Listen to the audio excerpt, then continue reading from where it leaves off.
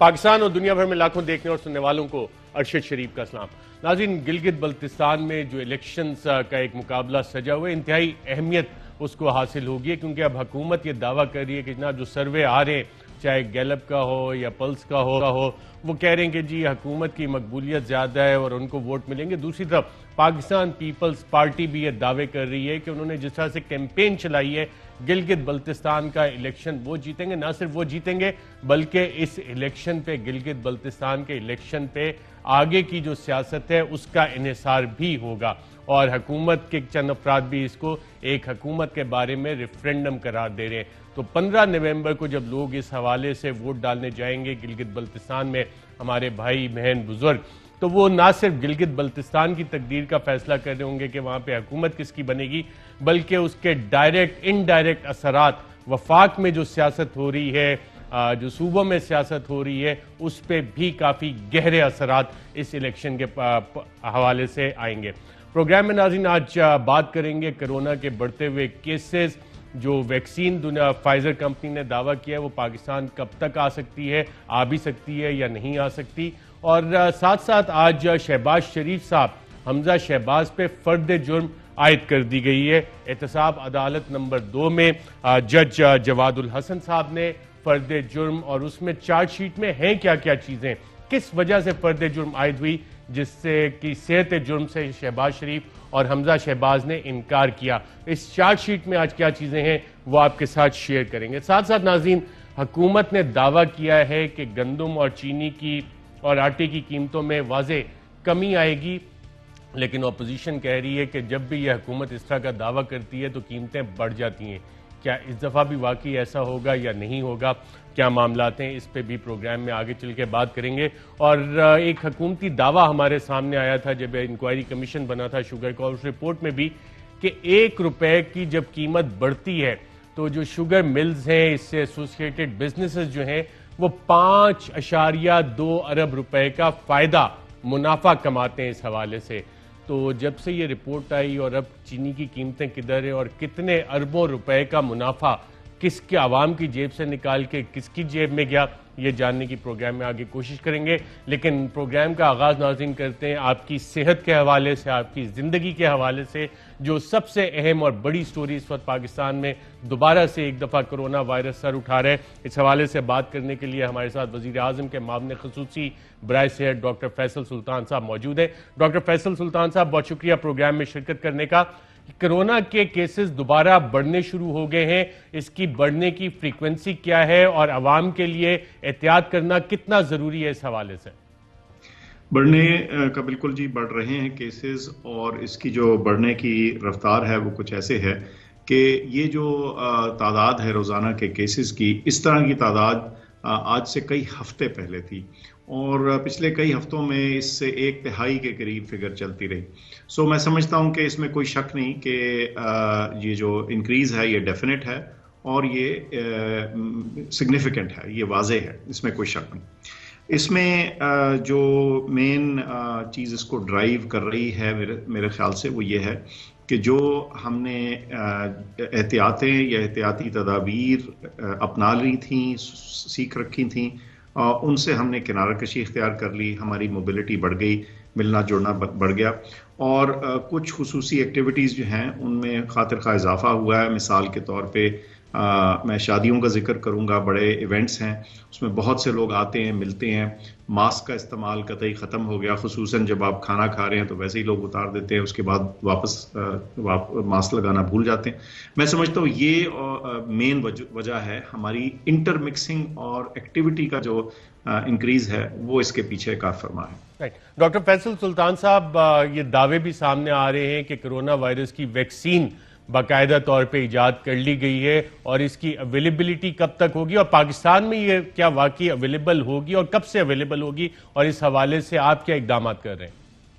Vaccine के हवाले से जी 5-6 बड़ी कंपनियां हैं, वैसे तो दर्जनों हैं जो कि इस रेस में मौजूद हैं, लेकिन 5-6 बड़ी कंपनियां हैं जिनकी वैक्सीन्स हम समझते हैं कि करीब करीब उस मौके पे आ रही हैं कि उनकी अफादियत का वाज़ेह प्रूफ नज़र आना शुरू हो जाए। गुज़श्ता चंद दिनों में आपने एक वैक्सीन का क्लेम भी देखा, उन्होंने उनके कुछ इब्तदाई रिजल्ट्स जो हैं वो अच्छे साबित हुए, तो वो उन्होंने उसकी खूब उसका प्रचार किया, उसका जिक्र किया, तो वो हम सब तक पहुंचा। मैं समझता हूं कि इनमें से कोई भी वैक्सीन जो है वो कंज्यूमर तक किसी बड़ी तादाद में अगले कई हफ्ते और कई महीनों तक नहीं पहुंच पाएगी, समेत उन मुल्कों के जो ज़्यादा एडवांस्ड हैं और जहां ये वैक्सीन बन रही हैं, क्योंकि अभी इस वैक्सीन की भी इब्तदाई के बाद जो फाइनल नताइज आएंगे उसके बाद इसको अप्रूवल मिलेगा अगर ये वाकई मौसर साबित होती है, और फिर उसके बाद प्रोडक्शन और डिस्ट्रीब्यूशन जो है वो एक अलग मरहला है।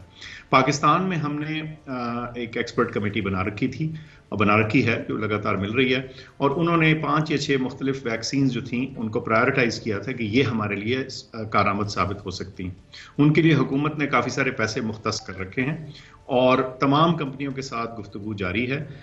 देखना सिर्फ ये है कि इसमें वो कौन सी ब्रांड या वो कौन सी वैक्सीन है जो अफादियत के हवाले से भी अच्छी है और जिसकी रसाई भी हम तक हासिल हो सके। जब फाइजर कंपनी ने जिस वैक्सीन का दावा किया है कि उसकी 90% अफादियत अभी तक टेस्टों से प्रूव हुआ है कि कोरोना को स्प्रेड से, वायरस को स्प्रेड करने से रोकती है, क्या वो पाकिस्तान जैसे ममालिक में भी आ सकती है? और ख़ास तौर पे जब ये कहा जाए कि उसके स्टोरेज के लिए -70 डिग्री सेंटीग्रेड गालिबन टेम्परेचर रखना होगा, तो हमारे पास ये सारी कोल्ड चेन मेंटेन करने की फैसिलिटीज़ हैं। अगर ये बन भी गई और वैक्सीन फाइनल अप्रूवल होती है तो हम तक ये कब तक पहुंचेगी?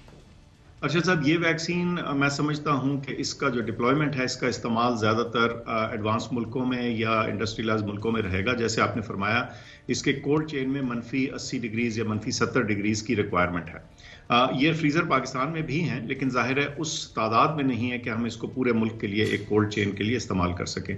एक लिमिटेड यूज़ की हद तक तो शायद ये आ जाए, लेकिन मेरा ख्याल ये है कि हमारे इस्तेमाल में ज़्यादा इफेक्टिवली वो वैक्सीन आएंगी जो -20 के ऊपर स्टोर हो सकती हैं, जिसके ऊपर हमारा कोल्ड चेन ऑलरेडी रेडी है, और मैं समझता हूं कि उनकी अफादियत भी इससे मिलती जुलती आने का इम्कान है। तो अभी थोड़ा सा इसके फाइनल डेटा को सामने आने दीजिए, ये चीज़ें वाजे हो जाएंगी अगले चंद हफ्तों में। राइट, आपने वज़ीर आज़म से कुछ फंड्स की भी डिमांड की थी कि ऑलरेडी ऑर्डर्स वगैरह बुक कर दें। कितने फंड्स की आपने डिमांड की, और क्या डॉक्टर हफीज शेख साहब जो कि एक एक पाई का हिसाब रखते हैं, उन्होंने आपके प्रपोजल को अप्रूव कर दिया है, या कि अभी तक वो अंडर के ज़ेर बहस ही है? नहीं जी, वो चूंकि ये बहुत अहम मामला था, वज़ीर आज़म साहब को हमने सिफारिश की थी कि ये जो है पैसे मुख्तस कर दिए जाएं, और उन्होंने ये पैसे जो हैं इन प्रिंसिपल अप्रूव कर दिए।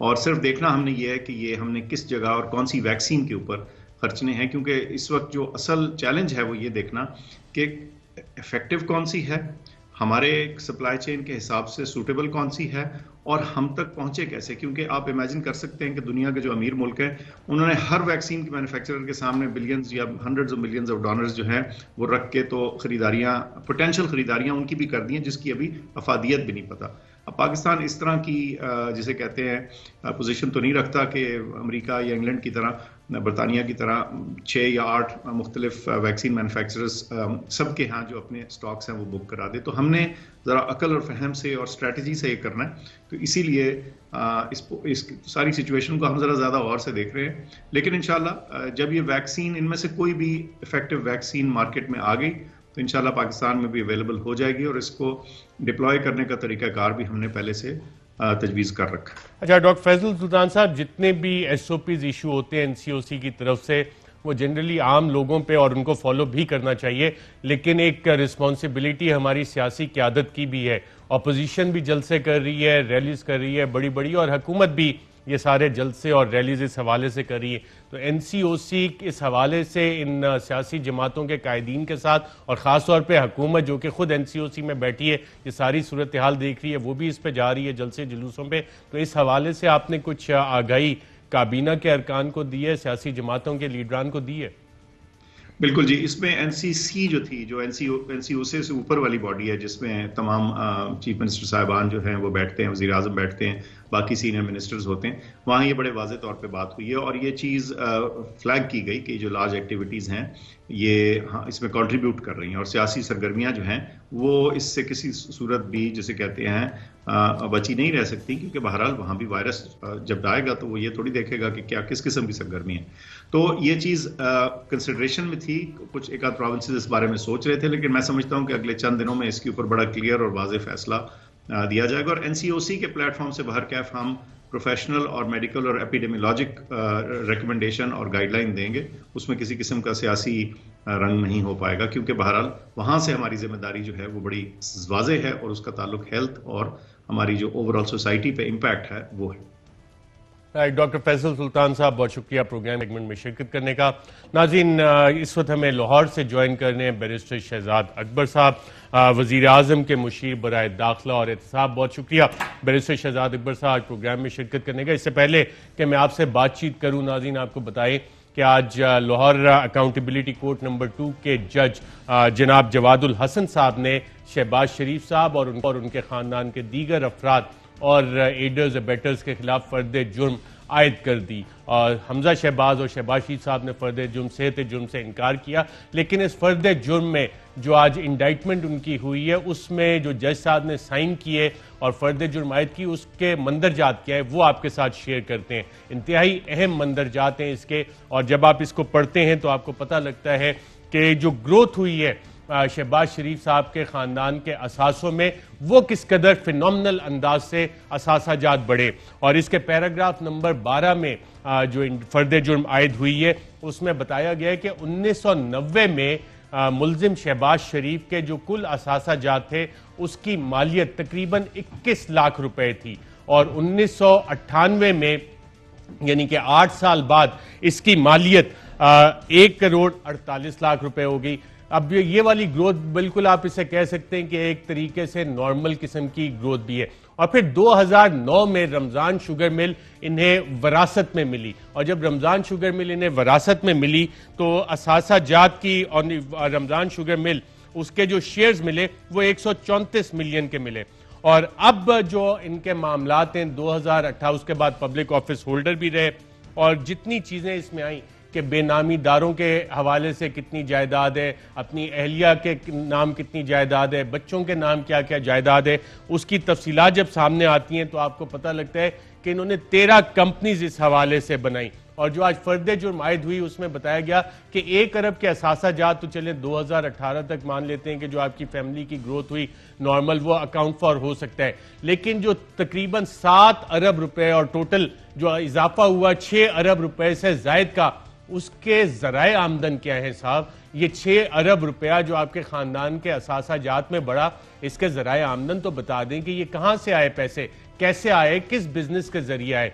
तो वो वाले सवालात का अभी तक जवाब नहीं आया। लेकिन जो तफसीलात इस हवाले से असासाजात की दी गई हैं जिसमें ये टैली हो रहा है कि टोटल कुल मालियत असासाजात की 7 अरब बनती कैसे है, तो उसमें बताया गया है कि जी 13 कंपनीज हैं, 4 बेनामी मजीद इनके कंसर्न है शहबाज शरीफ साहब के खानदान के। कौन कौन से लोग जो हैं वो इस वक्त मफरूर हैं, जिसमें सुलेमान शहबाज का नाम भी आता है, उनकी अहलिया नुसरत शहबाज को भी यहाँ पे इख्तियारी करार दिया गया है।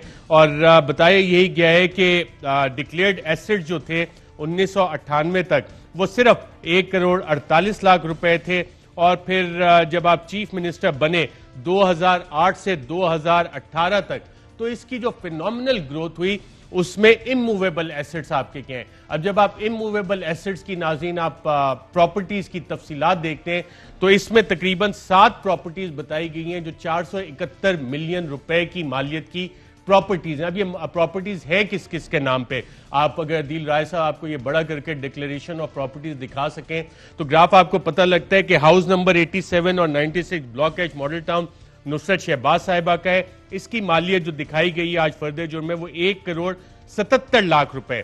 फिर निशात लॉजेज है डूंगा गली एबटाबाद में 9 कनाल 2.5 मरले का, ये भी मिसेज नुसरत शहबाज शरीफ के नाम पे और इसकी मालियत जो फर्द जुर्म में बताई गई है 5 करोड़ 78 लाख रुपए। मकान नंबर 8 और 7 ब्लॉक के फेज 5 DHA लाहौर 10 मरले का भी है, ये मिसेस तहमीना दुरानी के नाम पे और इसकी मालियत बताई गई है 2 करोड़ 40 लाख। फर्द जुर्म में ये भी शामिल है।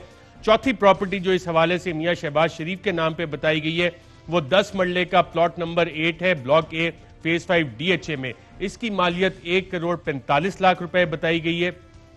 फिर विस्परिंग पाइन का विला मिसेस तहमीना दुरानी के नाम है, कॉटेज नंबर 23 और विला नंबर 19। ये मौजा मख्याल जब आप मुनाल से आगे जाते हैं इस्लामाबाद में तो वहां पे 1 करोड़ 47 लाख रुपए इसकी मालियत बताई गई है।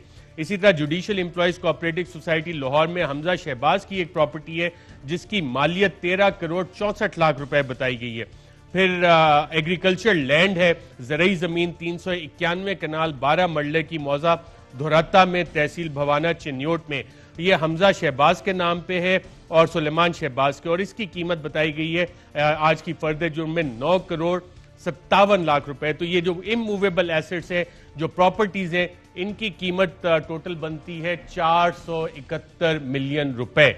ना सिर्फ ये, फिर मुख्तलिफ कंपनीज हैं जो आज की फर्द जुर्म में शामिल की गई हैं और उसकी तफसीलात भी हमारे सामने इसी फर्द जुर्म के जरिए आई हैं, जिसमें 14 कंपनीज हैं। जब आप इन 14 कंपनीज की डिटेल्स नाज़रीन जानना शुरू करते हैं तो इसमें हमें पता लगता है कि रमजान शुगर मिल जो कि बताया गया कि इनहेरिट की है इस खानदान ने, उसमें हमजा शहबाज के जो वैल्यू शेयर होल्डर हैं उनके तकरीबन 45 लाख, सुलेमान शहबाज के 25 लाख, नुसरत शहबाज के 64 लाख, राबिया इमरान के 1,20,000, जवेरिया अली के 1,20,000 मालियत के शेयर है। फिर एक European Asian trading corporation private limited है, इसमें राबिया इमरान को डायरेक्टर दिखाया गया और सुलेमान शहबाज को 1-1 लाख के शेयर वैल्यू है इनकी।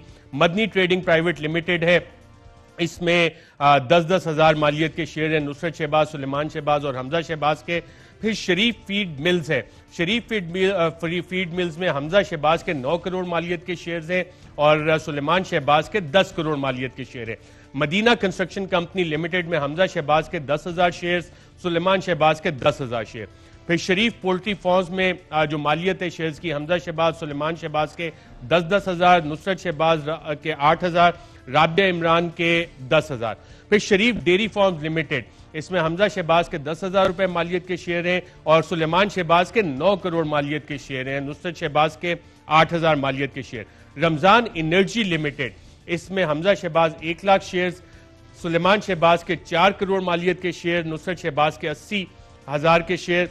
शरीफ फीड मिल्स के शेयर्स भी हैं, इसमें 5 करोड़ 28 लाख के। इसी तरह शरीफ मिल्क प्रोडक्ट्स प्राइवेट लिमिटेड है, इसमें हमजा, सुलेमान इनके 10-10 हजार के शेयर्स हैं और नुसरत शहबाज के 8,000 मालियत के शेयर्स हैं। और क्रिस्टल एक नामी कंपनी है, इसमें 1 करोड़ 95 लाख के हमजा शहबाज शरीफ के शेयर्स हैं। और प्लास्टिक प्राइवेट लिमिटेड, इसमें सुलेमान शहबाज के 1 करोड़ 95 लाख के शेयर मालियत है और नुसरत शहबाज के तकरीबन 43 लाख 48 हजार के शेयर हैं। फिर चिन्योट पावर में सुलेमान शहबाज के 1.7 अरब रुपए मालियत के शेयर हैं, नुसरत शहबाज के 9 लाख 80 हजार के और जैनब सुलेमान के 10,000 मालियत के शेयर। फिर एक एजी एनर्जी कंसल्टेंट्स प्राइवेट लिमिटेड है, सुलेमान शहबाज की 5 लाख 10 हजार मालियत के शेयर। अल अरेबिया शुगर मिल्स लिमिटेड, इसमें हमजा शहबाज के तकरीबन 15 लाख मालियत के शेयर है, सुलेमान शहबाज के 15 लाख मालियत के शेयर, नुसरत शहबाज के 10,000। रमजान शुगर मिल्स के शेयर्स भी इसी अल अरेबिया शुगर मिल्स में 26 लाख के हैं। शरीफ फीड मिल्स के शेयर 2,90,000 के। इसी तरह एक यूनिटास पावर लिमिटेड है जो 2016 में बनाई गई कंपनी और इसमें हमजा शहबाज के 17 लाख 50 हजार के शेयर और सुलेमान शहबाज के 17 लाख 50 हजार के शेयर।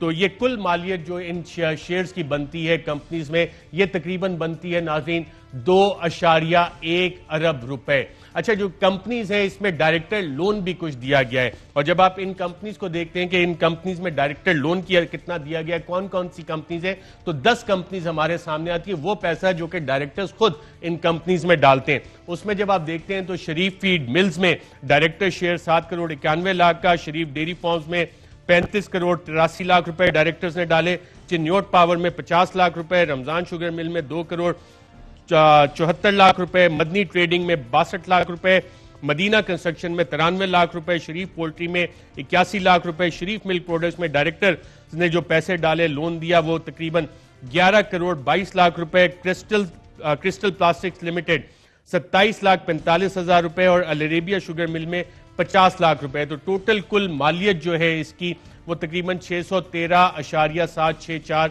मिलियन बन जाती है। फिर जो बेनामी एसेट्स हैं वो भी इसी आज की जो फर्द जुर्म जो जज जवादुल हसन साहब ने शहबाज शरीफ साहब, हमजा शहबाज और दीगर पे आयद की, उसमें बेनामी में गुड नेचर ट्रेडिंग कंपनी की मालियत जो है वो तकरीबन 1.8 अरब रुपए, यूनिटास प्राइवेट लिमिटेड 81 मिलियन रुपए, निसार ट्रेडिंग कंसर्न के 515 मिलियन रुपए, इसमें एक्सपेंडिचर्स इनकर्ड 968 मिलियन रुपए आए हैं।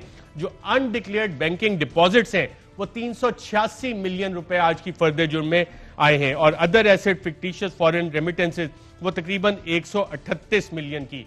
तो टोटल जब आप इन रकूम को डालते हैं, movable properties, immovable properties, benami transactions, director loans to the company, तो ये अमाउंट तकरीबन 7 अरब रुपए से जायद का बनता है। और जो नॉन सोर्सेज ऑफ इनकम है वो तकरीबन 1 अरब रुपए के इनके जाहिर होते हैं। तो 6 अरब रुपए का हिसाब शरीफ खानदान ने इस हवाले से देना है कि जनाब ये 6 अरब रुपए एडिशनल कैसे आए, ये फर्द जुर्म आज आयद होगी है। बैरिस्टर शहजाद अकबर साहब, काफी सारी डिटेल्ड आज चार्जशीट आई है, इंडाइटमेंट आई है। फर्द जुर्म शहबाज शरीफ साहब ने सेहत जुर्म से इनकार किया है। इस फर्द जुर्म में जो क्रिमिनल एक्ट है वो कौन कौन से क्रिमिनल एक्ट हैं कि जनाब ये क्रिमिनलिटी हुई है, ये करप्शन हुई है जिससे कि ये 6 अरब रुपए बनाए गए हैं? जी शुक्रिया अरशद, बड़ी तफसील के साथ आपने इसका सारा जिक्र किया है, और ये बड़ा तफसीली फ़र्द जुर्म था जो 51 इसके अंदर आई थिंक पैराज हैं, 31 सफ़ात पे ये मबनी है। 3 ऑफेंसेस इसके अंदर अलज किए गए हैं जो जवादुल हसन साहब की तरफ से आज फ़र्द जुर्म में लगाए गए हैं। एक है इनके ऊपर आमदन से ज़ायद असासे जात बनाने का, वो 9A5 है नेशनल अकाउंटेबिलिटी ऑर्डिनेंस का, जो कि करप्शन और करप्ट प्रैक्टिसेस के लिए एक ऑफेंस है।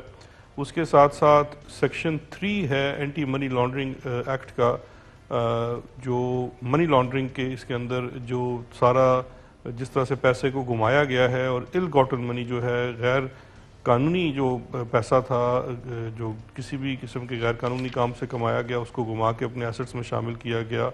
और तीसरा जो इसके अंदर है वो 9A6 है 9A6, जो कि इल गॉटन गेन्स का सेक्शन है, जो कि डायरेक्ट करप्शन का है, जो कि किकबैक्स और कमीशन के ज़िम्मे में आता है। और ये जो शहबाज शरीफ साहब और इनके जितने स्पोक्स पर्सनस हैं कि वो बार बार दोहराते रहते हैं एक रिपोर्ट की तरह कि दिल्ली की करप्शन नहीं है। तो आज की जो फ़र्द जुर्म है अगर उसको ये देख लें तो उस फ़र्द जुर्म में स्पेसिफिक अमाउंट्स भी मेंशन हैं जो इस ज़मन में इनके ऊपर आयद की गई हैं। लेकिन अरशद मैं यहाँ ये अर्ज़ करता चलूँ कि जो सबसे इम्पॉर्टेंट चीज़ है और जो आम लोगों को भी समझने के लिए बड़ी इम्पॉर्टेंट है वो है कि आपने जैसा शुरू में फरमाया 1990 में 20 लाख के करीब असासे हैं, 98 में वो बढ़ के 1-1.5 करोड़ हो जाते हैं।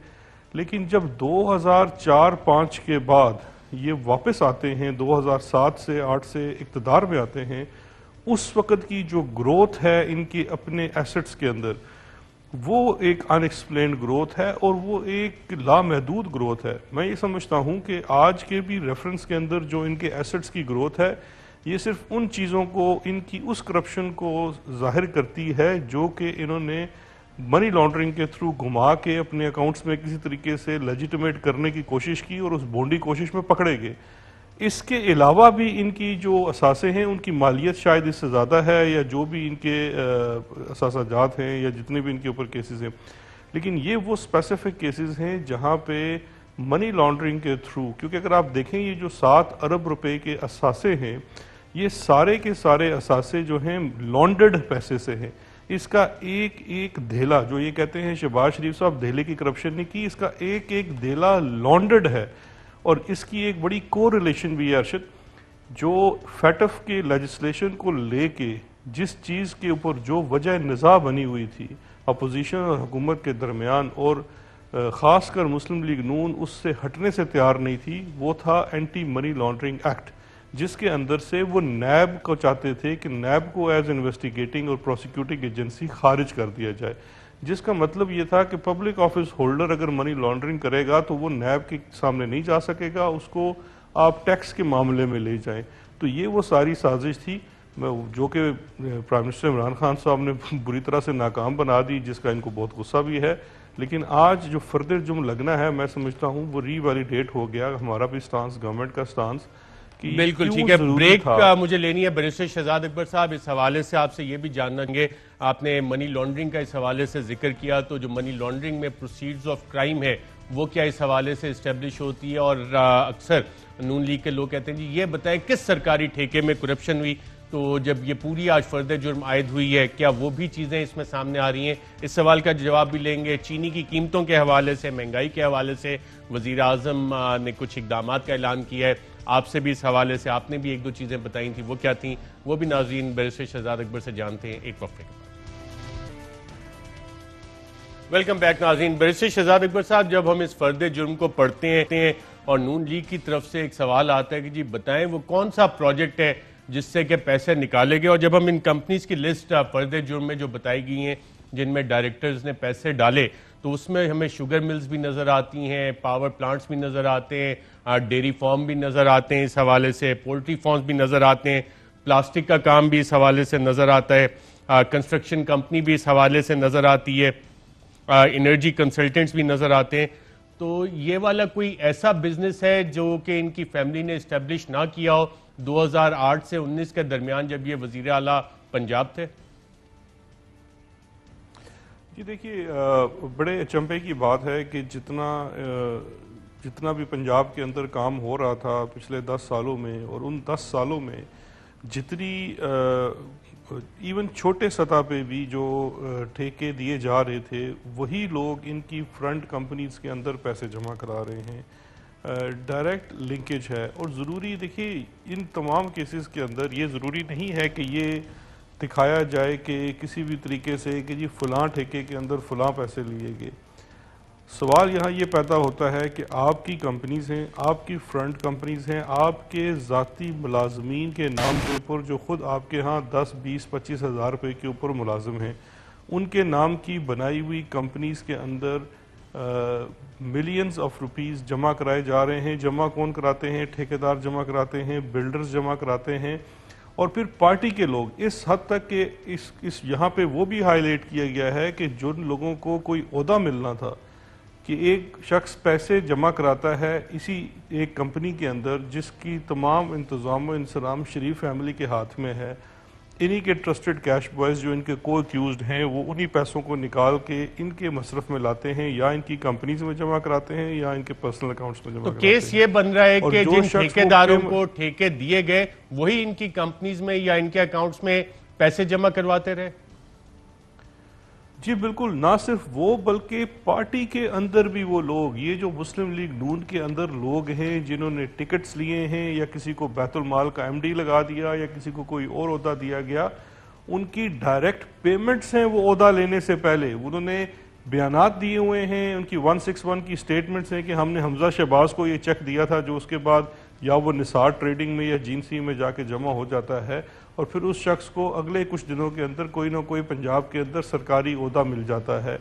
इवन सो मच सो कि जो 2 डायरेक्टर्स थे जो सीएम सेक्रेटेरिएट में बैठते थे, जिनको शहबाज शरीफ ने खुद हायर किया था, वो इस केस में इनके साथ कोई एक्यूज नहीं। जीएनसी नामी कंपनी उनके नाम पे थी, और उसका तमाम पैसा जो था ये फ्रंट कंपनी थी, अली मोहम्मद और निसार गिल।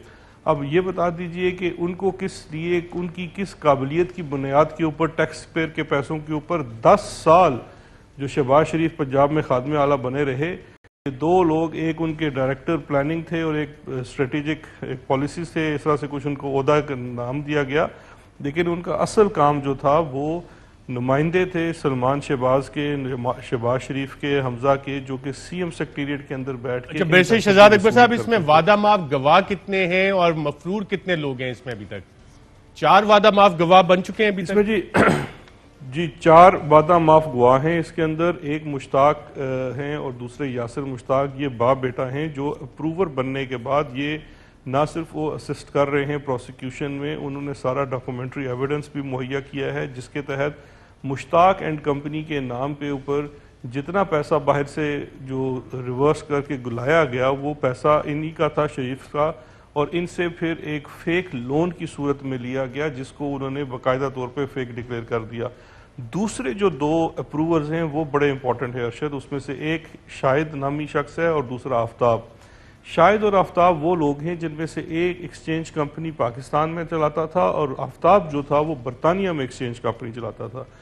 वो इस चीज़ की पूरी एक डॉक्यूमेंट्री ट्रेल देते हैं, डॉक्यूमेंट्स हैं, बैंकिंग ट्रांजैक्शंस हैं, टीटी के फॉर्म्स हैं, फॉर्म 45 हैं जो इस्टेब्लिश करते हैं, और ईमेल्स हैं जो इस्टेब्लिश करते हैं कि इन्हीं के जो ट्रस्टेड कैश बॉयज़ थे, चाहे वो मंसूर अनवर था या शुएब कमर था या फजल दाद थे, वो पैसे मॉडल टाउन से कैश बोरियों में भर के लेके जाके इन्हीं को कासिम क्यूम एक और को एक्यूज्ड है उसके तावन से इनको कैश देते थे, और उसके बाद वो यहाँ से एक ईमेल भेजते थे कि इनको एक टीटी लगा दी जाए। उसी के लिए वो फेक आईडीज देते थे, यानी कि चोरी की हुई आईडीज देते थे। कस्टडी में इस वक्त? जी बिल्कुल, ये सारे उस केस का हिस्सा है, एविडेंस का हिस्सा है कि जहाँ से पैसा वापस भेजा जाता था कि वो दिखाया जाता था कि एक टीटी है देखिए टीटी इटसेल्फ जो है टेलीग्राफिक ट्रांसफर्स वो कोई गैर कानूनी काम नहीं है, वो पैसा कानूनी तौर पे तरसील करने का एक निज़ाम है, लेकिन ये वाला जो पैसा है ये इल गॉटन मनी था और इसको बैंकिंग में घुमा के लाया गया है। जो भी लोग इस चीज़ को समझते हैं वो एक लम्हे में जान सकते हैं कि एक मंजूर पापड़ वाला अगर $2.5 मिलियन तक भेज रहा है तो वो एक फ्रॉड हुआ है, और मंजूर पापड़ वाला इस केस पे गवाह है, वो गवाही दे रहा है कि उसकी आईडी इस्तेमाल हुई है ये पैसा भेजने के लिए। वो लंदन तो कभी गया नहीं, उसके नाम के ऊपर लंदन और दुबई से पैसे आ रहे हैं, पैसे सलमान शहबाज, हमजा और उनकी वालदा के अकाउंट्स में डायरेक्टली आ रहे हैं। तो ये वो सारा जो वेब है इसको बड़ी डिटेल से एक्सप्लेन किया और गया ये है। वेब जो है टोटल मालियत इसकी कितने अरब रुपए बनती है इस फर्द जुर्म के मुताबिक? अच्छा अर्शद, यहाँ पे बड़ा इंपॉर्टेंट है, इस केस में जो मालियत है ये नैब का केस है, ये 7.3 अरब रुपए की मालियत बनती है। अभी रिसेंटली आपने देखा होगा कि जो इस केस से हट के जो FIA की इन्वेस्टिगेशन कर रही थी शुगर कंपनीज में लेके मनी लॉन्ड्रिंग को, तो उसमें सिर्फ रमज़ान और अल अरेबिया में जो शुगर मिल्स हैं, इनकी 2 शुगर मिल्स के अंदर 25 अरब से जायद के बेनामी अकाउंट्स मिले हैं जो इनके ज़ाती मुलाजमीन के हैं। यानी कि जो ये तो वो वाले असासे हैं 7.3 अरब रुपए की, और वो मनी लॉन्ड्रिंग है जो डायरेक्टली अपने नाम पे और फ्रंट कंपनीज पे की गई है। उसके बाद जो दूसरी मनी लॉन्ड्रिंग है और वो जो फेक अकाउंट्स हैं, अगर हम शुगर वाली इनकी इंडस्ट्री के अंदर जाएं तो वो तो इस वक्त मैं समझता हूँ एक लैंड माइन मिल रही है जिसके अंदर तमाम इनके वही मनी लॉन्ड्रिंग, बिल्कुल ये उसी तरह की लैंड माइंस हैं जो कि हमने देखा था, दहशत गर्दों ने भी उस तरह की फैक्ट्रीज लगाई हुई थी लैंड माइंस की। और शुगर इंक्वायरी कमीशन में मेरी इतलात ये हैं कि जो इस वक्त नाज़रीन FIA इंक्वायरी कर रहा है और मुशीर दाखिला जिस तरह से चीज़ें बता रहे, हर शुगर मिल में तकरीबन इसी तरह की कहानी निकल रही है। वो क्या कहानी है इस पर भी बात करते हैं एक वक्फे के बाद। वेलकम बैक नाज़रीन। बैरिस्टर शहजाद अकबर साहब, आपने गालिबन मई में ये ऐलान किया था और जब शुगर इंक्वायरी कमीशन की रिपोर्ट आई थी कि 1 रुपया बढ़ता है तो 5.2 अरब रुपए मुनाफे की शक्ल में आवाम की जेब से निकाल लिए जाते, क्या कहा था आपने? आइए देखते हैं। अगर इस वक्त आपके चीनी की कीमत में 1 रुपए का भी झोल किया जाए, कीमत 1 रुपया अगर ज्यादा दी जाए तो वो ट्रांसलेट करती है 5.2 अरब पे। ये कमीशन ने अपनी रिपोर्ट में बताया 5.2 मिलियन मैट्रिक टन आपकी खपत है पाकिस्तान में चीनी की। इसी के लगभग इससे ज्यादा ही बनती है चीनी। अगर आप 1 रुपए की गड़बड़ी करें अपनी चीनी की कीमत के तयन में तो आपका मुनाफा विंडफॉल प्रॉफिट बनता है 5.2 अरब। यहाँ तो हर साल सिस्टमेटिकली 10, 12, 15 रुपए का इजाफी कॉस्टिंग दिखाई गई है। जो मार्केट मैनिपुलेशन के तहत आप पैसे कमाते हैं वो इसके अलग हैं। जी बैरिस्टर शहजाद अकबर साहब, अब तक ये चीनी की कीमत जितनी बढ़ चुकी है, कितने सैकड़ों अरब रुपए इन्होंने फायदा उठाया होगा इस इतने रुपए झोल करके कीमतों में शुगर की? जी अर्शद, बड़ी अनफॉर्चुनेट बात है कि ये फ़ायदा तो आप पता नहीं कितने मैनिफोल्ड हो चुका है। जो शुगर कमीशन की इंक्वायरी रिपोर्ट थी, ये मैं समझता हूँ बड़ी एक जब ये कमीशन बना था उस वक्त आप लोगों को एक थ्रेट भी दिया गया था कि चीनी की कीमत हम 100 रुपए से ऊपर ले जाएंगे, और शुगर इंक्वायरी कमीशन ने भी मेंशन किया 100, 110 रुपए वहां तक कीमत पहुंच गई है। तो ये तकरीबन 250 अरब रुपया मजीद आवाम की जेब से निकाल लिया गया है इन शुगर मिल्स की तरफ से, जो कि अक्रॉस द बोर्ड तमाम सियासी जमातों में इनके नुमाइंदे बैठे। जी अरशद, बिल्कुल ये बात दुरुस्त है। ना सिर्फ ये कि उस वक्त ये थ्रेटन किया गया था, बल्कि उस वक्त जो इंक्वायरी कमीशन था उसके जो अफसरान थे उनको डायरेक्टली भी थ्रेट किया गया था। ना सिर्फ इस चीज़ से बल्कि उनको रोकने की भी कोशिश की गई थी। और जो शुगर इंक्वायरी कमीशन की रिपोर्ट थी उसके ऊपर जो रीवैलिडेशन हुई है अभी 2-3 हफ्ते पहले, जो कंपटीशन कमीशन ऑफ पाकिस्तान की रिपोर्ट आई है जिसके तहत वो सारी चीज़ें रीवैलिडेट हो गई हैं कि कार्टेलाइजेशन है, और कार्टेलाइजेशन में कोई सिर्फ एक ग्रोह या एक ग्रुप नहीं है, तमाम लोग इसमें मिलके, एसोसिएशन मिलके वो कार्टेलाइजेशन कर रही है और उसकी वजह से मैनिपुलेशन होती है मार्केट में। अभी देखिए, जो सबसे इम्पॉर्टेंट चीज़ है कि जब शुगर मिल्स वालों को कन्फ्रंट किया जाता है, एसोसिएशन को कन्फ्रंट किया जाता है, वो कहते हैं कि हम नहीं हैं, ये मार्केट फोर्सेस हैं, ये जो इसके अच्छा, बैरिस्टर शहजाद अकबर साहब, आपने अभी ब्रेक पे जाने से पहले बताया कि शरीफ खानदान की सिर्फ 2 शुगर मिलों में 25 अरब रुपए के मजीद आपको इस तरह के अकाउंट मिले जहां बेनामी ट्रांजैक्शन हो रही हैं। तो जो अभी तक शुगर इंक्वायरी कमीशन और FIA तहकीकात कर रहा है, उसमें जिस शुगर मिल का खाता आप लोगों के सामने आया है, FIA के सामने आया है, उसमें क्या इसी तरह का पैटर्न नजर आ रहा है? जी बिल्कुल, जो FIA इस वक्त 3-4 बड़े ग्रुप्स को देख रहा है, उस सब में सेम ही पैटर्न नज़र आ रहा है, मोर और लेस। किसी के तरीका वारदात में सिर्फ इतना ही फ़र्क है कि कोई ज़्यादा चोरी कर रहा है और कोई कम कर रहा है। बड़ा ये अनफॉर्चुनेट है, और वो ज़ोरावर इतने हैं कि यकीन जानिए कि जिस दिन से कमीशन की रिपोर्ट आई है, जितने ज़्यादा स्टेज, लिटिगेशन और चले स्टेज और लिटिगेशन को छोड़े, मैं और एक और आपसे सवाल करता हूं। कहा जाता है कि जिस मुल्क में भी शुगर कार्टेल पावर कॉरिडोर्स में बैठा हो, वो इतना स्ट्रांग होता है कि हुकूमत जब भी उनके खिलाफ कोई एक्शन लेने की कोशिश करती है तो वो इस तरह के हालात क्रिएट करते हैं कि हुकूमत अपना सर पकड़ के बैठ जाती है कि हम इनको देखें या हुकूमत बचाएं। इस वक्त जो PDM का इत्तेहाद बना हुआ है और कुछ आपकी जमात के लोग भी हैं, कुछ अहम तरीन लोग भी हैं, वो सारे मिल के आपकी हुकूमत के खिलाफ मूवमेंट्स को फाइनेंस तो नहीं कर रहे कि ये वाला आपका जो कमीशन है ये अपनी कार्रवाई मुकम्मल ना कर सके? मेरा ख्याल है अरशद, इसके लिए तो शायद एक और तहकीकाती कमीशन बैठाना पड़ेगा कि PDM के पीछे और इस तमाम हालात बनाने के पीछे कौन से अवामिल कार फरमा हैं। मेरा अपना अंदाज़ा है कि उसके अंदर अंदरूनी और बैरूनी दोनों अवामिल हमें नज़र आएंगे, जिसमें मनी इंटरेस्ट भी होगा और मनी के अलावा और भी बहुत सारे इंटरेस्ट आपको नज़र आएंगे। राइट, बैरिस्टर शहजाद अकबर साहब, बहुत शुक्रिया आपको शिरकत करने का। नाज़रीन, आज के प्रोग्राम में इतना ही। आज हमने आपको वो फर्द जुर्म बताई जिसकी सेहत जुर्म से शहबाज शरीफ साहब और हमजा शहबाज ने इनकार किया, लेकिन 6 अरब रुपया कहाँ से आया उसका हिसाब देना पड़ेगा। जज जवादुल हसन साहब, जज अकाउंटेबिलिटी कोर्ट ने आज फर्द जुर्म आयद कर दी है और इसका जवाब अब उनके पास है या नहीं है। सवाल एक वक्त पाकिस्तानी फिल्म वाले, ये कहाँ से आए ये झुमके? शहबाज शरीफ साहब, जवाब आपको देना पड़ेगा। आज के प्रोग्राम में नाज़रीन इतना, इजाज़त दीजिएगा। अल्लाह।